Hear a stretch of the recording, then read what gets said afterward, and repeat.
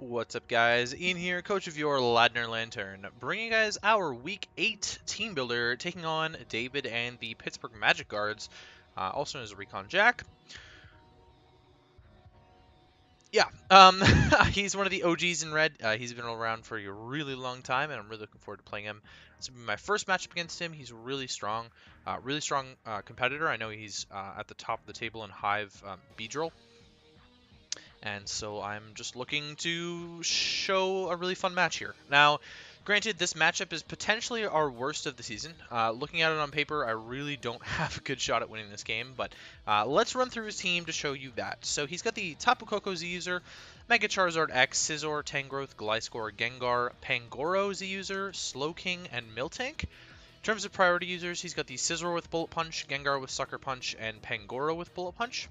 Hazard setters, just the Gliscor and Miltank with rocks, so not overly aggressive there with the rocks, but he's definitely bringing at least one of them for rocks. Removal options, he's got the Koko with Defog, Zardex with Defog, Scizor with Defog, and Gliscor with Defog. Rocks are kind of a priority against a Zardex team. Nothing else is weak to them on the entire team, though, and he's got a lot of good Defoggers, so I'm not entirely sure how much of a priority you would want to put on that against his team. In terms of 4x weaknesses, he's got the Scizor weak to fire, Gliscor weak to ice, and Pangoro weak to fairy. I believe I've covered a few of those, if not all of them, this week. Pretty sure it's all of them. Yeah, I've definitely got all of them covered. So, yeah, in terms of what I think he's bringing or not bringing, I really couldn't tell you. Almost everything has some sort of matchup against my team in various ways. I think in terms of what's 100% coming against me, the Charizard X is definitely coming because it's his best way to break through Mega Aggron. Koko is definitely coming because it's his best way to break through Suicune. Either Scizor or Gengar or both are coming to deal with the Clefable. I believe Gliscor is coming because I don't have an Ice type on my team, and Gliscor can wall the Garchomp.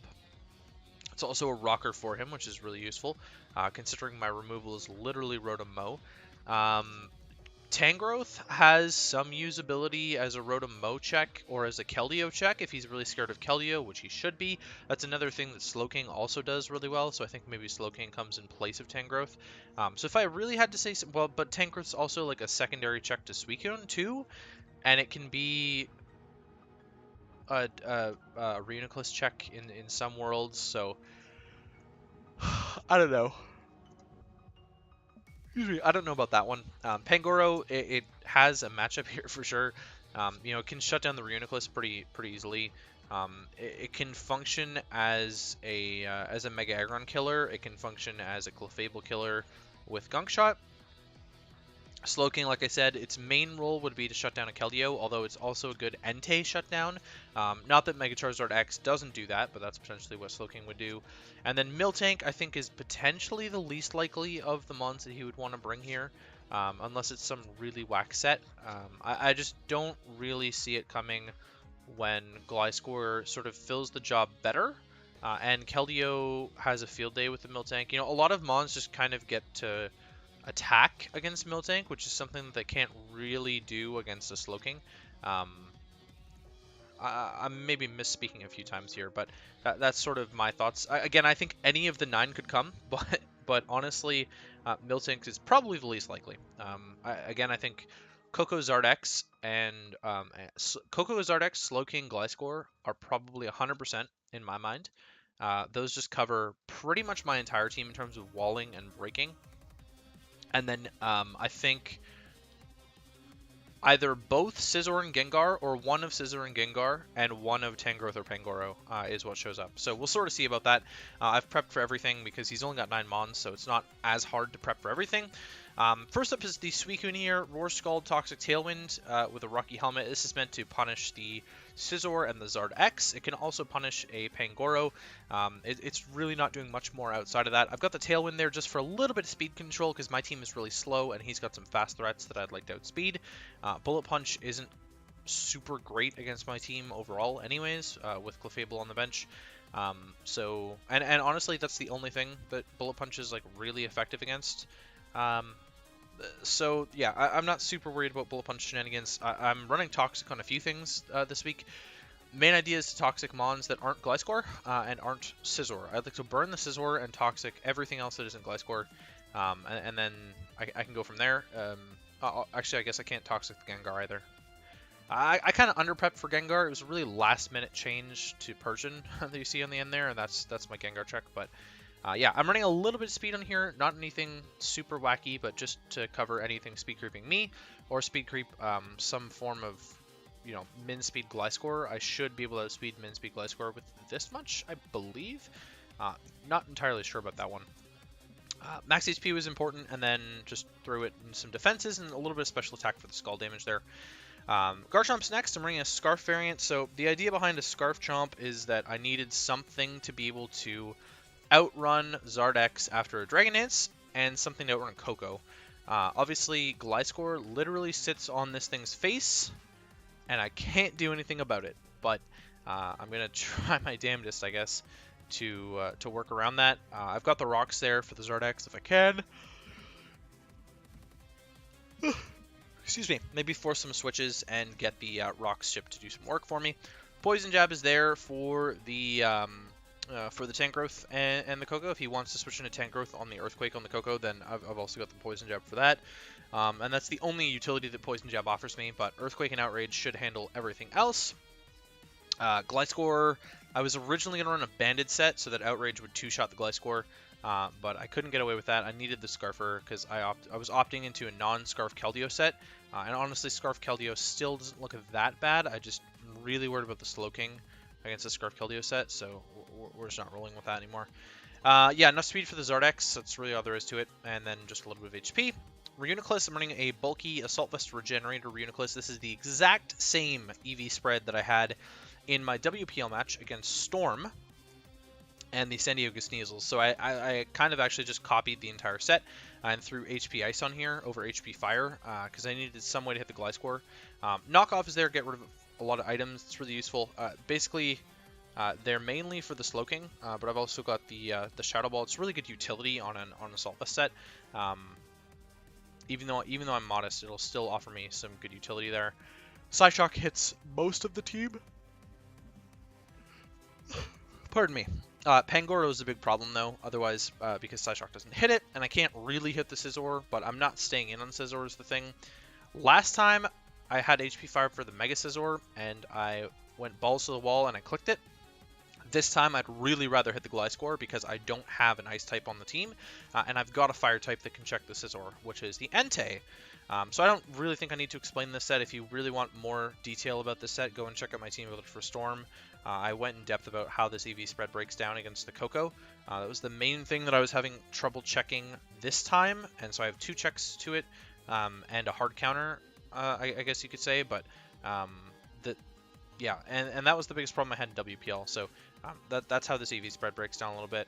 Entei, I'm just running a fully speedy set with Sacred Fire, Toxic Sub, Protect, kind of just a PP stall set, but you know, it punishes Scizor. First of all, it really punishes Scizor. It can potentially punish the Slowking depending on what he wants to do with it. It can potentially punish the Koko to an extent. It can punish the Zard X to an extent, which is really cool. I like that. Obviously, I'm not having a good time against the Gliscor, and if he gets Toxic Orb up, then I'm in a bad spot. But if I can burn him with Sacred Fire, that would be amazing. And I'm not sure about his spread, but we might potentially be able to whittle it down effectively. Or at least pressure stall him out of roosts would be something that I could see myself doing. I'm not entirely sure on that, just because Sacred Fire doesn't have the most PP either. But there's not much I can do in terms of physical fire moves outside of like Fire Fang or Flame Charge, but I'd really rather not click Flame Charge when I have Sacred Fire as an option. I could have gone fully special, which is actually maybe the way I should go with this Entei, but then my physical options are limited to just the Garchomp, so I didn't want to be completely walled by Tangrowth either. I was also considering Flare Blitz, but I can't be Jolly for that. I need to be Adamant because I believe it's an event move, Flare Blitz, so yeah, not sure what to do with there. Well, I just changed it. That's not good. Maybe I will be special. Let's change it back to Secret Fire for a second here.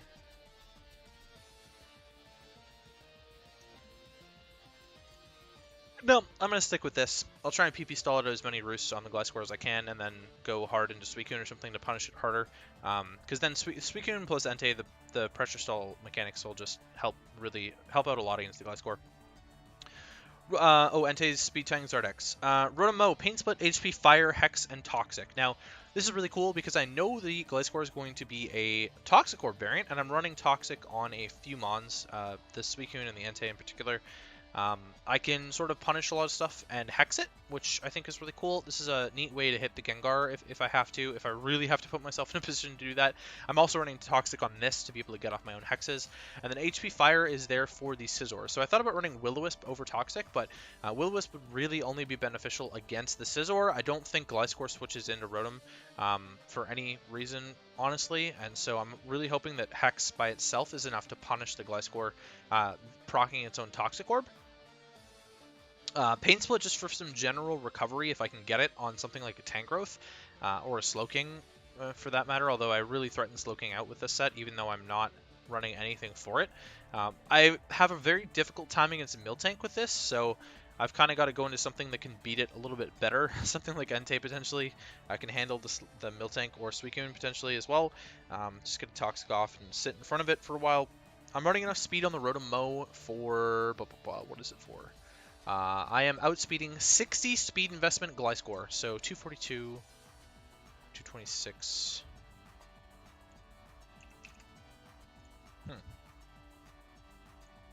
Interesting. So it looks like I'm actually 1 point off. There we go. Now Kuhn should be able to outspeed. No speed Gliscor. Just in case. Just in case.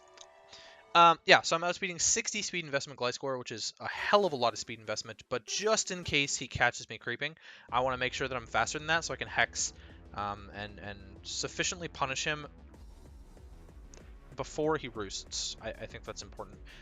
Just max special attack so I can get the most damage output possible, and then a little bit of HP investment there. I really want to be taking hits on both sides here. Excuse me, hits on both sides here. This is a secondary check to the Koko.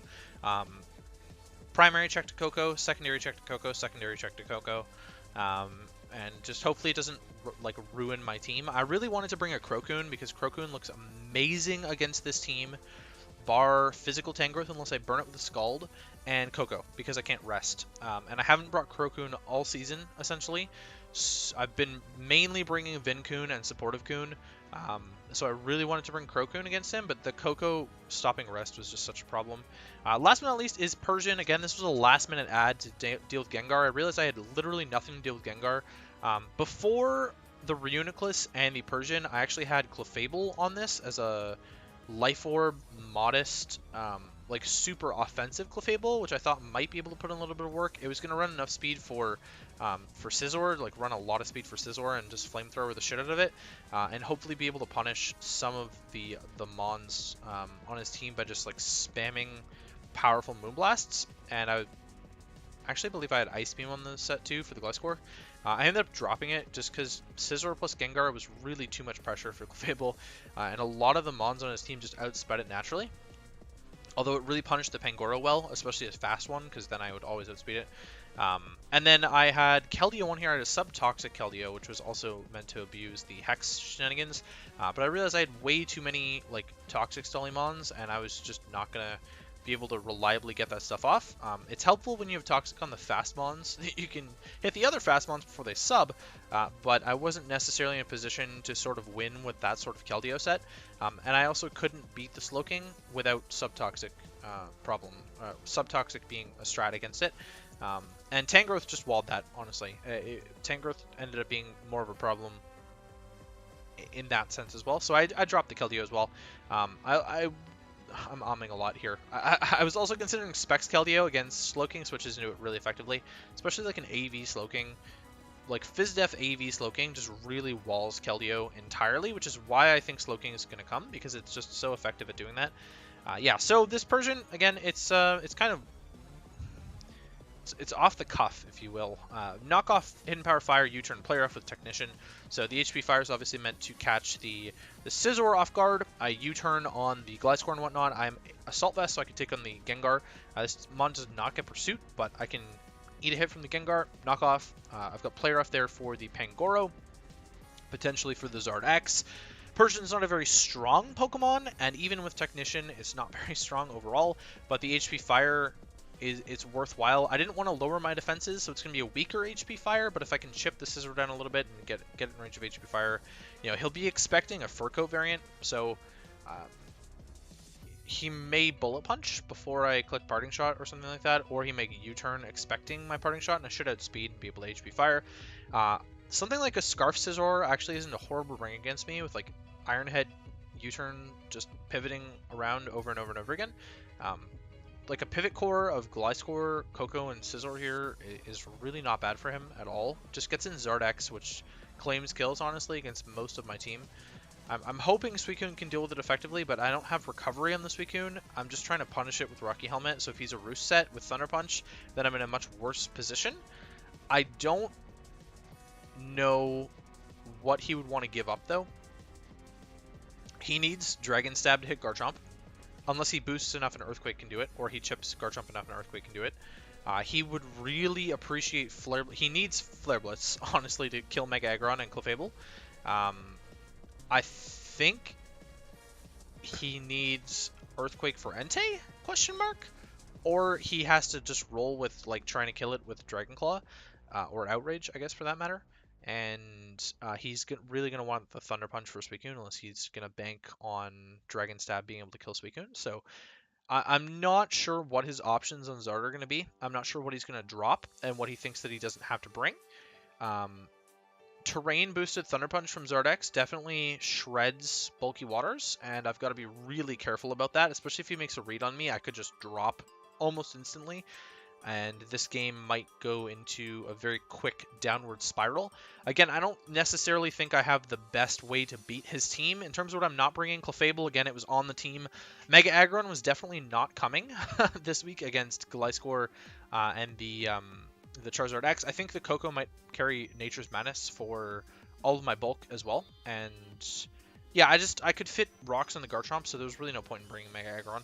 At that point, even though it could shut down something like Tangrowth potentially, I just found mons that did it better. Keldeo, it was on the team before. I opted not to bring it. And Munchlax is probably not coming to a game. It might have been alright against the Gengar, but he's got a lot of physical attackers too. And so then Munchlax is completely worthless. So that's me for me, guys. Hopefully I put on an entertaining enough match for it to be worthwhile. And I will catch you guys for the match against David.